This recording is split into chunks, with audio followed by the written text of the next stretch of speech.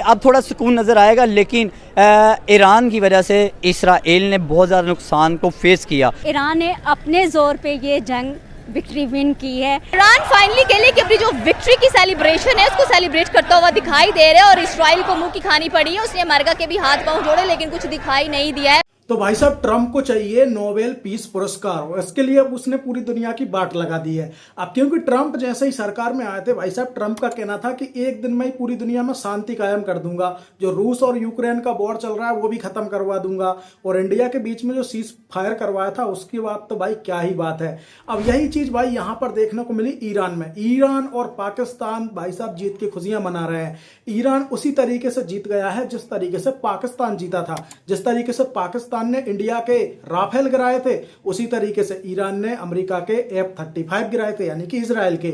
अब इजराइल ने और अमेरिका ने भाई ये कहकर हमला किया था ईरान के ऊपर कि ये न्यूक्लियर की टेस्टिंग कर रहा है और हम इसको होने नहीं देना चाहते, इसलिए यहां पर हमने हमला कर दिया।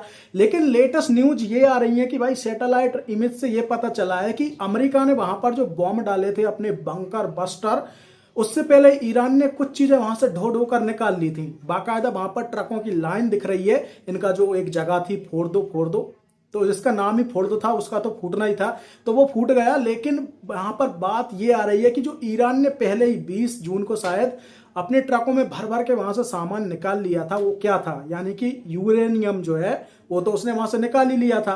फिर भाई ट्रंप ने वहां पर जो है अपने बम गिरवा दिए। बम गिरवाने के बाद फिर भाई ट्रंप ने कहा कि सीज फायर होने के बाद भी ईरान और इजराइल ने एक दूसरे पर हमले किए और ट्रंप ने बाकायदा परमिशन दे दी कि अब हमने तुम्हारे ऊपर बम तो गिरा दिए हैं, अब आप आराम से हमारे जो मिलिट्री बेस हैं उन पर हमला कर सकते हो। और बाकायदा थैंक यू भी कहा ट्रंप ने कि भाई थैंक यू ईरान, आपने पहले ही बता दिया था कि हम यहाँ पर हमला करने वाले हैं, तो हमने वहां से जो है हमारी जो नुकसान है बहुत कम हुआ है। तो कैसे ये लोग यहाँ पर जीत का जश्न मना सकते हैं, क्या लॉजिक है, कैसे जीत गए, चलिए पाकिस्तानियों से जानते हैं। काफी मजा आएगा आपको इस वीडियो में, वीडियो को अंत तक जरूर देखिए। देखिए पाकिस्तान ने तो किसी को भी सपोर्ट नहीं किया। देखिए पाकिस्तान तो ओपनली कहीं पे भी आके ये नहीं कह सका कि जनाब हम ईरान के साथ खड़े हैं, हम जनाब जो है वो ईरान का साथ देते हैं। कहीं पे भी हमें नहीं नजर आया कि पाकिस्तान ने ओपनली आके ये कहा हो। लेकिन इंडिया ने जो है वो G7 की मीटिंग में इसराइल को सपोर्ट किया और बाद में जो है वो बयान जिस तरह से हमने देखे हैं कि उसने ईरान को भी सपोर्ट किया। मेन उसकी वजह ये थी, ईरान में उसने $550 मिलियन की इन्वेस्टमेंट की हुई थी चाबहार पोर्ट पर, और कैसे वो इन्वेस्टमेंट को अपनी जाया होने देता। और जिस तरह से उसने बाकायदा इसराइल को भी कायल किया हुआ था कि जनाब आप लोग वहां पे किसी भी सूरत में जो है वो बमबारी ना करे, किसी सूरत में वहां पे आप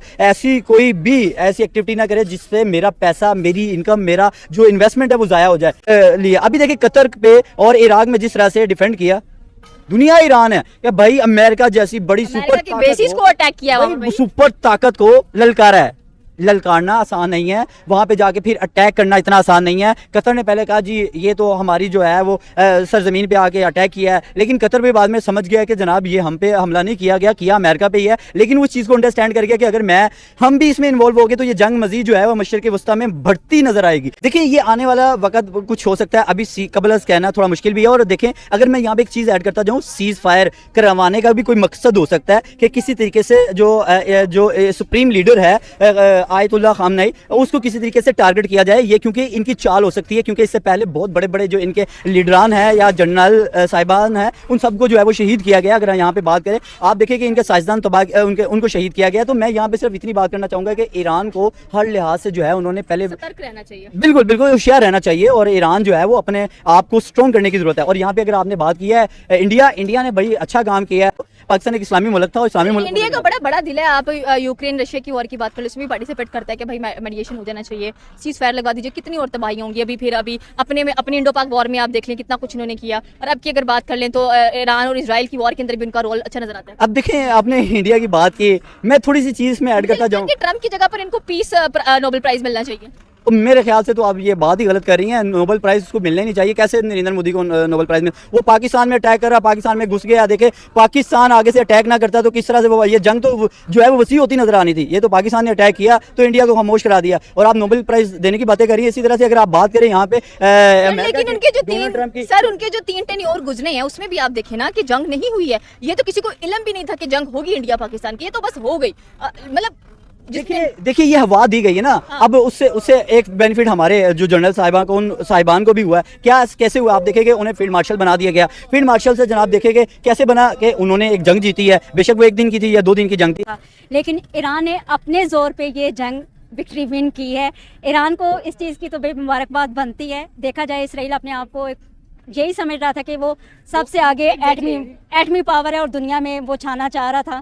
तो हर बार ऐसा नहीं होता कि जैसे इसराइल सोचे कि हर इस्लामी ममालिक में जिस तरह उसने फ़लस्तीन का हाल किया था कि हो सकता था कि वो ईरान का भी ऐसे ही करता, लेकिन अल्हम्दुलिल्लाह ईरान ने अपने ज़ोर पे बलबूते पे ये विक्ट्री विन की। आप देखिए अगर पाकिस्तान की बात की जाए, उन्होंने ये बात भी पहले की थी नेतन्याहू ने कि नेक्स्ट टारगेट पाकिस्तान को बनाया जाएगा।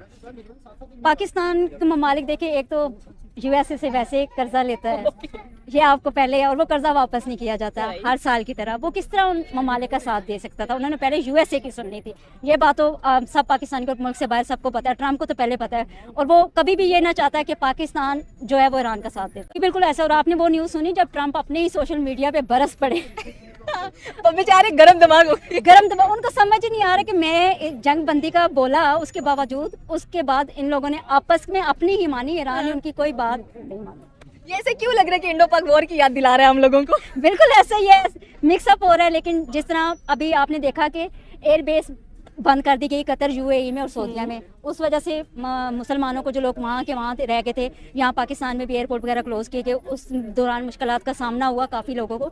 लेकिन अल्लाह हालात बेहतर करे। जंग का नाम सुन के ही इंसान को डर आता है, कभी कहीं पे बुरे हालात ना हो। लेकिन अभी अगर चंद टाइम या चंद महीने और मिल जाते हैं ईरान को, तो वो दुनिया की एक सुपर पावर बन चुका होता है और दुनिया को बताता कि वाकई वो कितना पावरफुल है और कितना वो स्ट्रॉन्ग मुल्क है। अभी देखेंगे बाकी सारे ममालिकों ने जिस तरीके से वो एटमी मिसाइल बनाए। लेकिन यहाँ पर एक बात तो माननी पड़ेगी कि जिस मर्जी मुस्लिम ममालिक पे हमला होता है तो बाकी मुस्लिम ममालिक साथ नहीं देते हैं। साथ नहीं देते, ये डेफिनेटली ये बहुत ही एक चीप हरकत लगती है मुस्लिम ममालिक की, स्पेशली अगर बात करें। देखिए जब ईरान पे अटैक हुआ है तो आप सबको चाहिए यकजू होते और इकट्ठे हो जाते और बताते अपने उन यहूदो नसारा को, उन काफरों को कि भाई हम लोग एक यकजा होकर अगले का मुकाबला कर सकते हैं और अच्छा खासा हम उनको जवाब दे सकते हैं। लेकिन अफसोस इस चीज़ का दुख है कि हमारे मुस्लिम ममालिक जो हैं वो सोए हुए हैं, बल्कि आपस में लड़ते हुए नजर आते हैं। अभी देखें हमने ही मतलब हमारे इस्लामी ममालिक ने अमेरिका को अड्डे दिए, क्यों दिए? उनको तो चाहिए था भाई, अमेरिका को कहते हैं भाई निकलो यहाँ से, आपकी वजह से जंग स्टार्ट हुई है ईरान में, तो ईरान को आप तनहा कर देंगे तो मेरे ख्याल में ईरान ने ये खुद। सिर्फ ईरान ही तनहा नहीं है, यहाँ पर तो 56 मुस्लिम ममालिक हैं, वो सारे के सारे तनहा ही नजर आते हैं। आप किसी और की बात कर लें भाई, मुट्ठी भर होते हैं लेकिन साथ खड़े होते हैं। यकीन करें कि अगर मैं यहाँ पे एक छोटी सी बात ऐड करूं, अगर सऊदी अरब पे किसी किस्म का अटैक होता तो तमाम इस्लामी ममालिक इकट्ठे होकर अटैक करते। क्या सिर्फ 57 ममालिक एक सऊदी अरब है?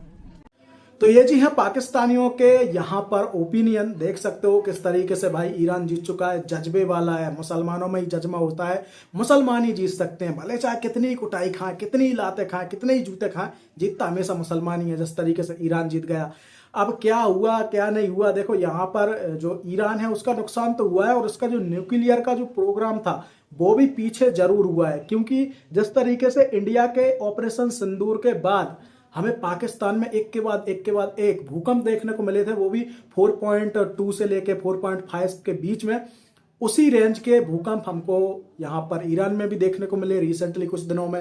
इसका मतलब ये है कि वहाँ पर भी भाई न्यूक्लियर का जो भी टेस्टिंग वगैरह हुआ होगा और उनका जो न्यूक्लियर वगैरह भाई समेटने के लिए आप जो भी करते होंगे, धमाके करते हैं, जो भी करते हैं, जो किया है उसका मतलब ये है कि वहाँ पर भी भाई रेडिएशन वगैरह का चक्कर हुआ था और उन्होंने उसको ख़त्म किया है। तो ये चीज़ें यहाँ पर देखने को मिली हैं भाई। ये सब न्यूज़ इंटरनेशनल मीडिया में तैर रही हैं, सोशल मीडिया पर तैर रही हैं।